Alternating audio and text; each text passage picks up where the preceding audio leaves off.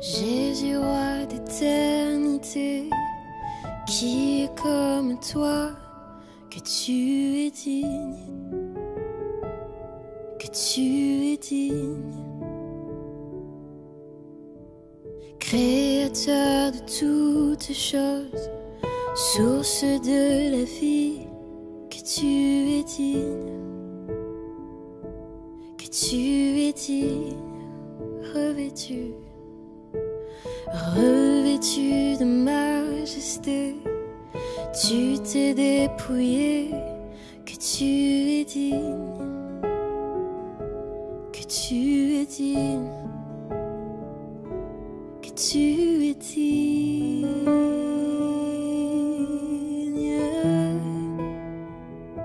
Je sais qu'un jour tout genou fléchira devant toi, et toute langue confessera que tu es Seigneur. Je sais qu'un jour tout genou fléchira devant toi. Et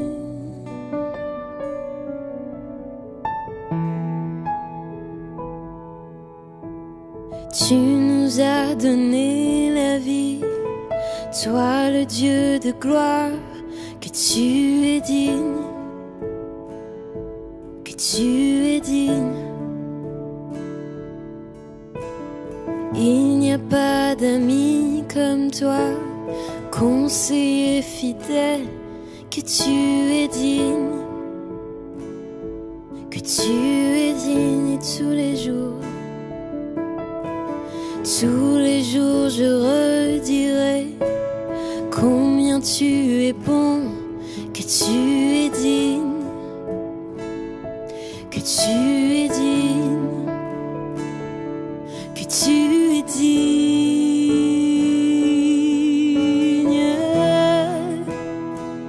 Je sais qu'un jour tout genou fléchira devant toi, et toute langue confessera que tu es Seigneur. Je sais qu'un jour tout genou fléchira devant toi. Et oui,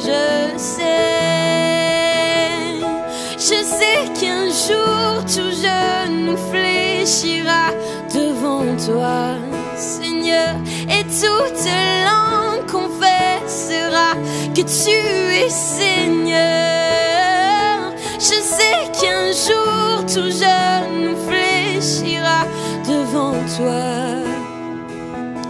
Et oui, je sais, je sais qu'un jour tout genou fléchira devant toi, Seigneur, et toute langue confessera que tu es Seigneur. Je sais qu'un jour tout genou fléchira devant toi, et toute langue confessera que tu es Seigneur. Car le ciel est ton trône, et la terre ton marchepied. Oui, le ciel est ton trône, et tu règnes à jamais. Car le ciel est ton trône, et la terre ton marchepied.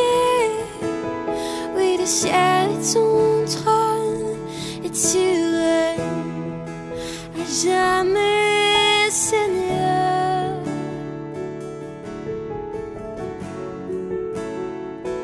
Tu règnes à jamais, en majesté. Tu règnes à jamais. Oh, oh, tu es sur le trône.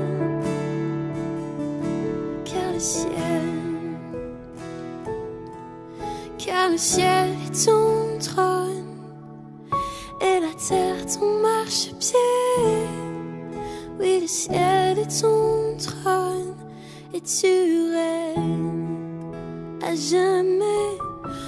ciel est ton trône et la terre ton marchepied. Oui, le ciel est ton trône et tu règnes à jamais. Oui, le ciel est ton trône et la terre ton marchepied. Oui, le ciel est ton trône et tu règnes à jamais. Oui, le ciel est ton trône et la terre ton marchepied.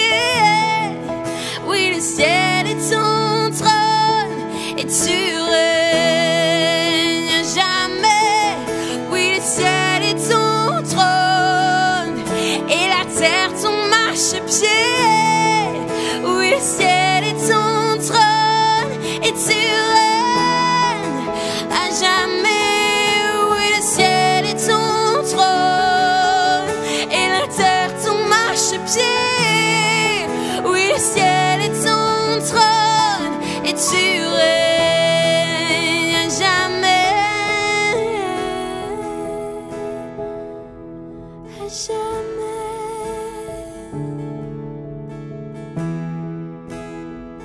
Tu règnes à jamais.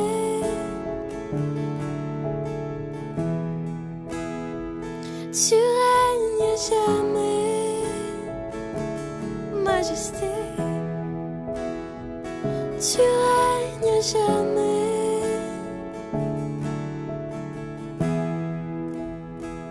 Je sais qu'un jour tout genou fléchira devant toi. Toute langue confessera que tu es Seigneur. Je sais qu'un jour tout genou fléchira devant toi. Yeah. Yeah.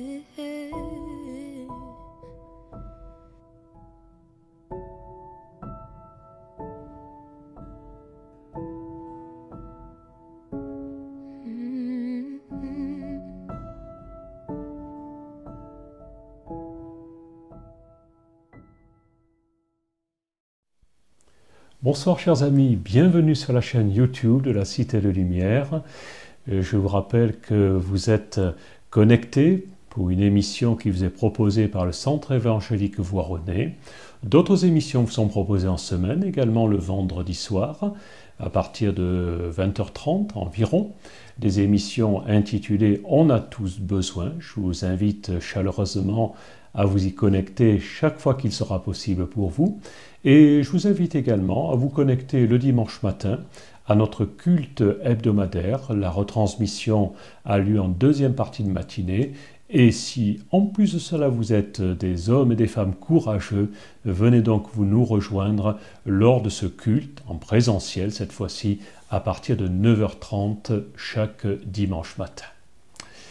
Si vous étiez à l'écoute il y a quelque temps, nous avons parlé de commencement, de généalogie. Nous avons envisagé plusieurs possibilités de généalogie qui sont situées dans la parole de Dieu, relatées par rapport à la généalogie de Jésus-Christ lui-même, dans l'évangile de Matthieu, de Marc, dans l'évangile de Luc, dans l'évangile de Jean également. Et nous avions réalisé que les uns et les autres, nous avons très souvent besoin de savoir de qui nous descendons, qui nous a donné la vie et comment et pourquoi nous sommes sur terre en ce moment. Je voudrais revenir là-dessus, aller plus loin dans ce sujet. Et un texte a attiré mon attention, il se trouve dans le livre des Proverbes. Le livre des Proverbes est un livre de sagesse, écrit par le roi Salomon pour la plupart de la plus grande partie de ce livre. Et j'ai retenu un texte qui nous dit la chose suivante. Qui est monté au ciel et qui en est descendu? Qui a recueilli le vent dans ses poings? Qui a serré les eaux dans son vêtement, Qui a établi toutes les extrémités de la terre? Quel est son nom? Et quel est le nom de son fils, si tu le sais? J'ai toujours beaucoup aimé ce passage. Et pour quelle raison? Parce qu'il pose des questions. Il y a une énigme qui est là. Personnellement, j'ai tout de suite mis une réponse sur ces questions en situant le qui dont il est parlé dans ce passage. Mais je retiens cette petite allusion qui me confirme d'ailleurs dans ma certitude. Quel est son nom? Le nom de ce personnage qui est monté au ciel, qui est descendu. Quel est son nom? Et quel est le nom de son fils? Lorsque je m'arrête là-dessus, je reste perplexe malgré tout. Parce que je suis chrétien, et je vais pouvoir dire celui qui est descendu du ciel, c'est Jésus. C'est Jésus le Fils du Dieu souverain, du Père éternel, du Créateur des cieux et de la terre, qui a recueilli le vent dans ses poings, qui a serré les eaux dans un vêtement, établi les extrémités de la terre, etc. Je me dis, bon, ok, c'est peut-être bien Jésus, mais je vois là toute la capacité du Dieu créateur lui-même, de celui qui s'appelle le Maître de l'univers. Et le verset, disons 4, la fin de ce verset 4 me dit, quel est son nom? Et surtout, quel est le nom de son fils? Comme s'il s'agissait de la même personne, en même temps qu'un père et qu'un fils. Et lorsque l'on parle d'origine, on ne peut pas s'empêcher de parler de père et de fils. De qui je suis le père? Mon père, qui a quitté cette terre à l'âge de 97 ans, s'appelait André. Et je n'ai jamais douté de cette paternité. D'ailleurs, beaucoup de personnes disaient qu'on avait une grande ressemblance l'un avec l'autre. Et j'en suis heureux d'ailleurs, parce que j'ai beaucoup apprécié ce papa. Et en même temps, quel est le nom de ce Créateur et quel est le nom de son Fils? Qu'est-ce que cela peut bien faire après tout? Si ce n'est que, dans certains cas, nous avons besoin de connaître qui est le Père, qui est le Fils. Un proverbe bien connu dit « tel Père, tel Fils ». Dans certains cas, c'est heureux. Dans certains cas, on préfère qu'il y ait une certaine rupture. Le Père pouvait être quelqu'un de peu recommandable et le Fils va sortir la tête hors de l'eau. L'inverse peut être vrai également. Le Père a bâti l'entreprise et le Fils l'a fait couler. Ce sont des choses qui se passent quotidiennement. Et en faisant cela, je pense également à un récit rapporté dans les Écritures. Tout le monde a entendu parler du petit David et du géant Goliath. Je pense que je n'apprendrai rien à personne en parlant.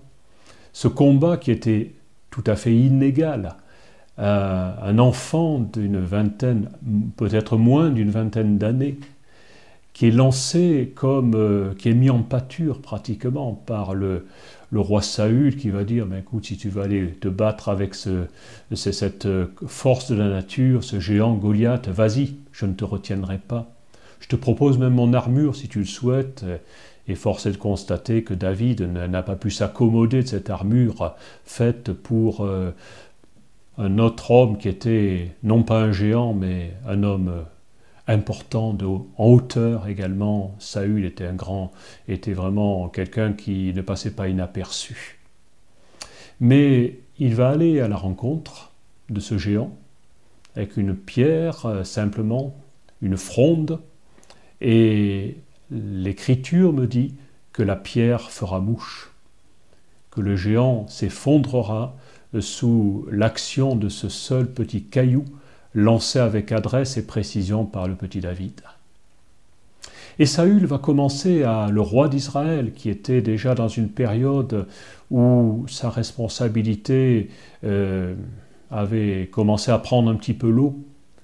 Et alors qu'il a laissé partir cet enfant au combat sans s'inquiéter de savoir s'il en reviendrait vivant, eh bien, lorsque le géant s'est écroulé, Saül a réalisé qu'il n'était pas tombé tout seul, mais qu'il avait bien fallu qu'une force le fasse tomber.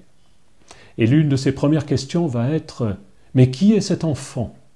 Qui est ce jeune homme? Et de qui est-il le fils ?»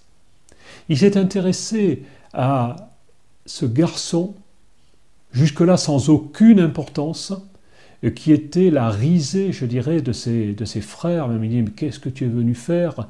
Tu es un berger, tu ferais mieux d'aller garder tes moutons plutôt que de nous casser les pieds sur le champ de bataille.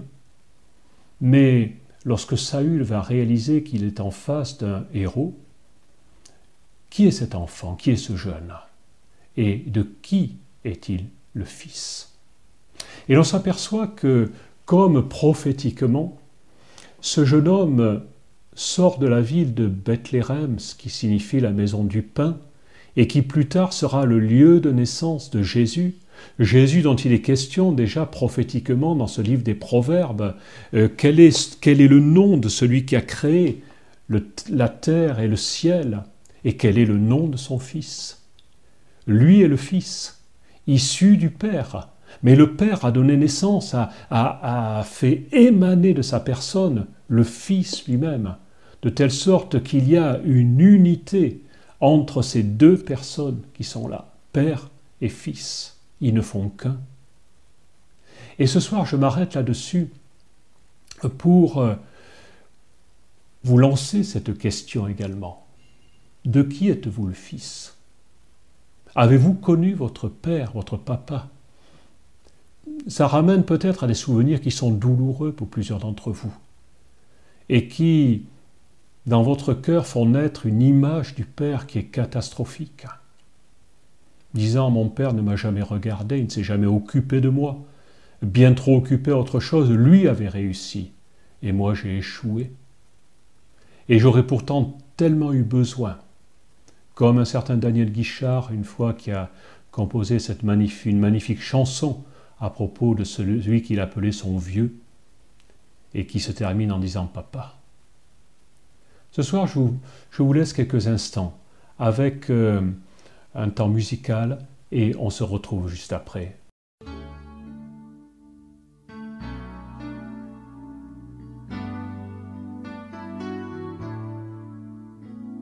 Mon Seigneur et mon Dieu, tu es infiniment grand, revêtu de splendeur, recouvert de majesté.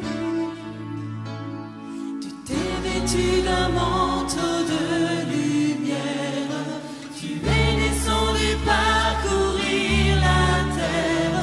Tu cherches un peuple qui veut vraiment t'honorer. Tu t'es vêtu d'un manteau de lumière, tu es descendu parcourir la terre.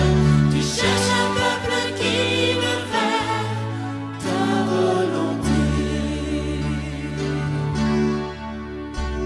Mon Seigneur et mon Dieu, tu es infiniment grand, revêtu de splendeur, recouvert de majesté.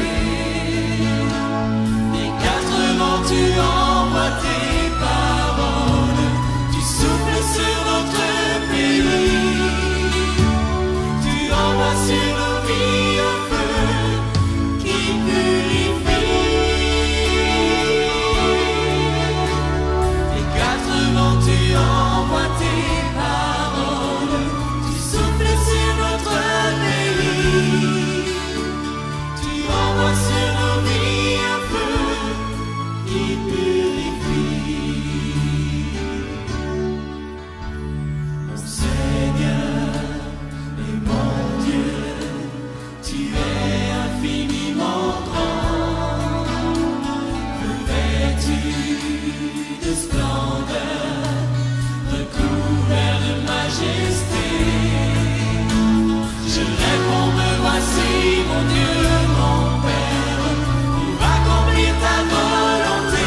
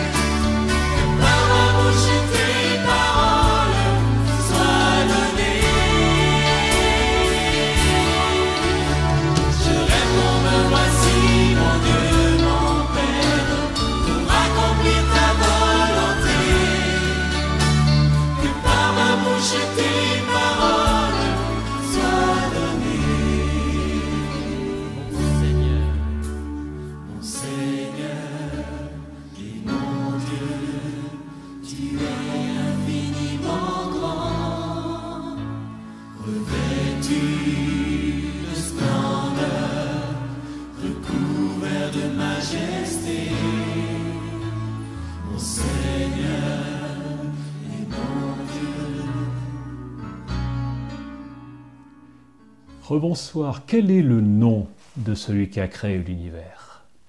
Quel est le nom de son Fils qui a été, comme nous dit la parole de Dieu, son assistant à tout instant, au point qu'il représente la même personne? La grande question est là. Et la grande question qui vous est posée, qui êtes-vous ce soir? Êtes-vous la copie conforme de votre père, de votre papa que vous avez et que vous aimez peut-être tellement encore, s'il est encore présent? Ou alors préférez-vous oublier celui que vous appelez peut-être uniquement votre géniteur? Il y a tellement de drames là-dessus. Et la parole de Dieu nous dit, mais cette chose-là, cette absence de père, cette recherche du père, j'y ai pensé de toute éternité. Je n'ai pas attendu que les choses viennent avec des problèmes, mais dès le départ, j'ai été là pour penser aux besoins que tout homme allait avoir de connaître un véritable père. Un homme dont j'avais entendu le récit un certain jour, il était missionnaire sur le continent africain, et il nous rapportait la chose suivante par rapport aux personnes qui travaillaient pour lui. Il nous dit, voilà, j'avais eu besoin de fabriquer des étagères, et j'ai confié à quelques ouvriers qui étaient là le soin de me monter des étagères. Et cet homme d'origine américaine a dit, écoutez, je vais vous aider, je vais vous donner mes outils. Et il avait là une trousse à outils de première qualité qu'il leur a confiée. Ces hommes n'ont pas pu s'en servir. Et ils lui ont fait comprendre que cette trousse à outils les embarrassait plus que ce qu'elle ne rendait service. Donc l'ami américain a replié ses outils, les a rangés, dit écoutez, faites comme vous le voulez, comme vous le pouvez. Moi, la seule chose dont j'ai besoin, c'est d'avoir quelques étagères.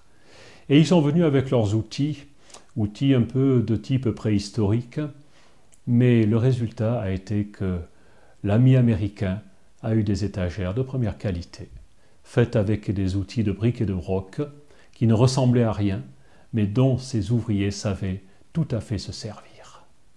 Et l'un d'entre eux est resté un moment après, et l'échange s'est fait entre cet Américain instruit et ce jeune Africain, adepte de la religion musulmane, et qui lui a posé cette question, alors que la conversation s'enchaînait et était devenue déjà assez loin des fameuses étagères. Et ce jeune Africain a posé la question au théologien américain, pourquoi Dieu avait-il besoin d'un fils? Chacun sait que la religion musulmane affiche le fait que Dieu n'a pas de fils. Ce soir, je ne suis pas parti pour démolir ou reconstruire, mais simplement pour attirer votre attention. Il y a quelques jours en retard, quelques semaines, une ou deux, eh bien, nous avions dit que dans ces derniers temps, Dieu avait parlé par le Fils, alors que dans les siècles précédents, il avait parlé par les prophètes de différentes façons, mais dans ces derniers temps, Dieu avait parlé par le Fils. Et je m'arrête là-dessus pour que nous soyons bien conscients que Dieu avait réellement besoin d'un fils. Pour quelle raison? Cet homme de Dieu, ce théologien américain, n'avait au départ pas de réponse. Et soudain, dans son esprit, une réponse est venue. Et il a pu la communiquer à ce jeune Africain, musulman, lui dire, eh bien, Dieu a besoin d'un fils, parce que les hommes avaient besoin d'un sauveur. Et cette réponse ne m'a jamais quitté. Je l'ai toujours dans un coin de tête ou de mon cœur. Et je sais que la présence si souvent dans la parole de Dieu du Fils et du Père, eh bien, cette présence qui ne se tarit pas, elle est là parce que le Père avait besoin d'envoyer en direction des hommes une partie de lui-même, qu'il n'aurait pas été opportun que lui-même envoie. Il ne pouvait pas lui-même y aller, mais il pouvait envoyer son Fils. Jésus a donné une parabole qui nous rapporte ce même concept, qui est plus qu'un concept, mais qui est une vérité. Un homme avait planté une vigne et il a fait croître cette vigne jusqu'au moment où est venu le temps de la récolte, de la vendange. Et il est allé demander ce qui lui revenait, c'est-à-dire le produit de sa vigne, pour pouvoir en tirer le profit qui devait être le sien. Il a envoyé un premier serviteur, et jusque-là, tout était normal, sauf que les vendangeurs, voyant arriver ce serviteur, ont dit « Ouh là là, ça ne va pas se passer comme ça ». Ils ont saisi le serviteur, ils n'ont même pas écouté quelle était sa requête et sa demande, et ils lui ont fait un sort, ils l'ont tué immédiatement dès qu'il a approché le vignoble. Le maître a été ennuyé par rapport à cela, mais il a envoyé un deuxième serviteur, puis un troisième. Je n'ai plus la parabole sous les yeux, mais en désespoir de cause, après que ses serviteurs aient été immolés, aient été tués par ses vignerons, il a dit « Cette fois-ci, j'enverrai non plus les serviteurs, mais mon propre fils. Au moins, ils auront du respect pour mon fils. » La chose aurait pu être comme cela, mais les vignerons, endurcis dans leur cœur, n'ont même pas réalisé qu'il s'agissait du fils de l'héritier, et que s'ils faisaient subir à l'héritier le même sort que celui qu'ils avaient fait subir aux serviteurs précédents, c'est eux-mêmes qui perdraient le vignoble.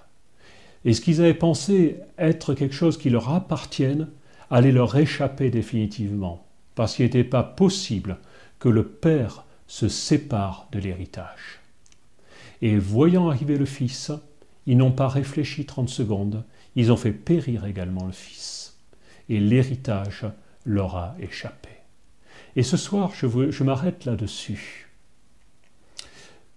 Peut-être avez-vous la pensée que votre héritage, ce à quoi vous pouviez prétendre dans la vie,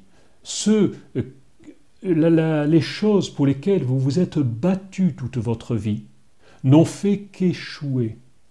Parce que vous n'avez pas perçu que vous aviez besoin d'un père, et au travers d'un père, d'un fils. Je ne dis pas que vous êtes des assassins comme ces vignerons dont il est parlé dans la parabole, mais ça y ressemble. Voyant venir le fils, la jalousie a prévalu. Oh, si c'est lui qui est envoyé, eh bien on va se débarrasser de lui, et cette fois-ci, vraiment, le vignoble sera à nous. La seule chose qu'il n'avait pas prévue, c'est qu'après le fils est arrivée l'armée du maître de la vigne. Et le sort de ces vignerons a été scellé définitivement. Ce soir, je vous invite à vous arrêter. Qui cherchez-vous dans la vie? Cherchez-vous un héritage matériel qui puisse vous procurer de la richesse? La crise que nous avons traversée il y a quelque temps nous a appris que tout est bien éphémère et peut facilement disparaître. Qu'on passe très facilement d'une situation de croissance à une situation d'inflation. Et en même temps, si votre désir est de dire ce soir, de vous arrêter et de dire mais est-ce qu'après tout, je ne serai pas avec le besoin de trouver réellement un Père dans ma vie? Sachez que le Dieu de l'univers a lui-même envoyé son Fils parce que vous avez besoin d'échapper à la condamnation qui vous guettait. Vous aviez besoin d'un sauveur, comme cet Américain théologien a pu dire à ce jeune Africain. Et ce soir, n'auriez-vous, vous, même pas besoin d'un sauveur, et derrière ce sauveur, d'un véritable Père. Je vous laisse avec cette réflexion et je vous souhaite une excellente soirée. À très bientôt.